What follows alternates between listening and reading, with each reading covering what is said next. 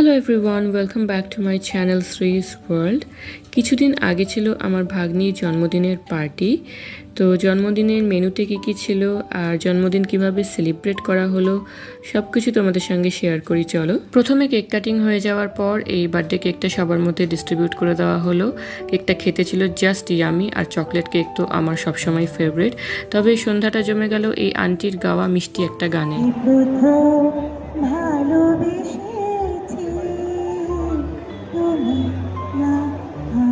এরপর আমার কন্যা তার দিভাইকে জন্মদিনের গিফট দিল। এবার আসছি জন্মদিনের মেনুতে।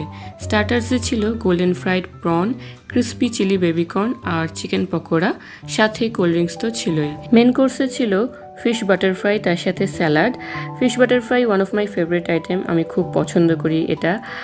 এরপর ছিল হায়দ্রাবাদি দম পোলাও, তার সাথে ছানার কোপ্তাকারি। ছানার কোপ্তাকারিও আমার ভীষণ ফেভারিট একটা আইটেম।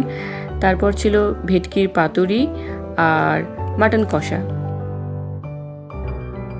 ডেজার্টে ছিল মিক্সড ফ্রুটস চাটনি, পাঁপড়, রসগোল্লা, মালাই সন্দেশ আর চকলেট কোন আইসক্রিম। সব মিলিয়ে জন্মদিনের সন্ধ্যাটা খুব সুন্দর কেটেছিল। আর তোমাদের যদি ভিডিওটা দেখে ভালো লেগে থাকে তাহলে চ্যানেলটাকে প্লিজ সাবস্ক্রাইব করে দিও। বাই।